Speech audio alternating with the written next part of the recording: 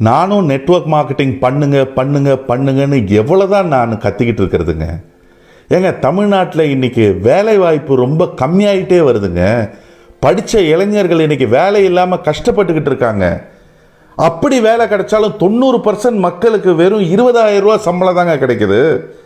20,000 ரூபா சம்பளத்தில் நீங்கள் வேலைக்கு சேர்ந்தீங்கன்னா 40 வருஷம் வேலை செஞ்சீங்கன்னா வெறும் 96 லட்சம் ரூபா தாங்க உங்களுக்கு மிஞ்சும். 96 lakhs தான் மொத்தமாக நீங்கள் சம்பாதிச்சிருப்பீங்க 40 வருஷத்தில். 30,000 ரூபா சம்பளம் இருந்தால் 40 வருஷத்தில் 1,44 லட்சம் ரூபா தான் சம்பாதிச்சிருப்பீங்க 40 வருஷம் கஷ்டப்பட்டீங்கன்னா. அதில் உங்களுக்கு வீட்டு வாடகை, ஈபி, அதுவே மாதம் 10,000 ரூபா நீங்கள் எடுத்து வைக்கணும். அப்படி எடுத்து வச்சிங்கன்னா 40 வருஷத்தில் 48 லட்சம் ரூபா அதில் நீங்கள் கட்டியிருப்பீங்க. மீதி இருக்கிறது வெறும் 96 லட்சம் ரூபா தான். அது தவிர மல்லிகை ஜாமான், அதுக்கப்புறம் கேஸு எக்ஸெட்ரா அது ஒரு 10,000 ரூபா வச்சுப்போம் மாதம். 40 வருஷம் நீங்கள் செலவு பண்ணியிருந்தீங்கன்னா 96 லட்சத்தில் திருப்பி 48 லட்சம் ரூபா கழிஞ்சிரும். அப்போ மீதி இருக்கிறது வெறும் 48 லட்சம் ரூபா தாங்க.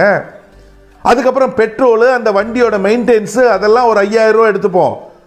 அப்படி 40 வருஷம் நீங்கள் செலவு பண்ணியிருந்தீங்கன்னா அதில் ஒரு 24 லட்சம் ரூபா கழிஞ்சிரும். அப்போ மீதி இருக்கிறது வெறும் 24 லட்சம் ரூபா தான்.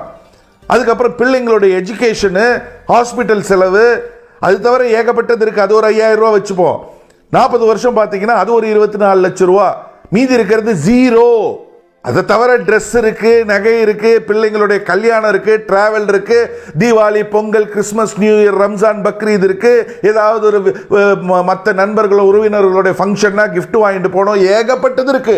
திடீர்னு வீட்டில் ஒரு எமர்ஜென்சி, பெரியவங்களுக்கு பெற்றோர்களுக்கு உடம்பு சரியில்லைன்னா ஆஸ்பத்திரி செலவு. இன்னைக்கு ஆஸ்பத்திரிலாம் போனால் லட்சங்கள்ல எடுத்து வைக்கணும். ஏற்கனவே ஜீரோ. என்ன பண்ணுவீங்க? எங்க போவீங்க?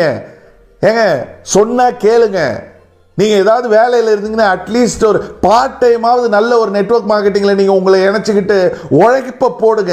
நீங்கள் 40 வருஷம் அங்கே உழைச்சாலும் உங்களுடைய மீதி பேங்க் பேலன்ஸ், உங்ககிட்ட இருக்கிற பணம் ஜீரோ. ஆனால் இங்கே ஒரு 3லேருந்து 5 வருஷம் நீங்கள் உழைப்ப போட்டிங்கன்னா உங்களுக்கு கீழே பல 100 பல 1000 பேர் இருப்பாங்க உங்களுக்கு கீழே வேலை செய்கிறதுக்கு.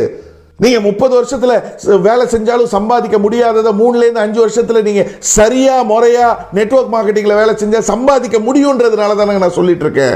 இன்னைக்கு 60 வயசுக்கு மேலே உள்ளவங்க பிள்ளைங்க படிப்புக்காக வாங்கின கடனையும் பிள்ளைங்க கல்யாணத்துக்காக வாங்கின கடனையும் அடைக்கிறதுக்காக ரிட்டையர் ஆகி சந்தோஷமாக இருக்க வேண்டிய அந்த வயசில் செக்யூரிட்டி வேலைக்கு போகிற கொடுமை இன்னைக்கு நடந்துட்டு இருக்குங்க. நீங்கள் ரிட்டையர் ஆனதுக்கப்புறம் உங்கள் கையில் காசு இல்லைன்னு வைங்களேன், ஒரு நாய் கூட உங்களை மதிக்காது. அப்புறம் தானே பிள்ளைங்க. ஏங்க புரிஞ்சுக்க மாட்டேங்கிறீங்க? இதுக்கு மேல என்னால உங்களுக்கு எப்படி புரிய வைக்கணும்ன்றது தெரியலங்க. வணக்கம்.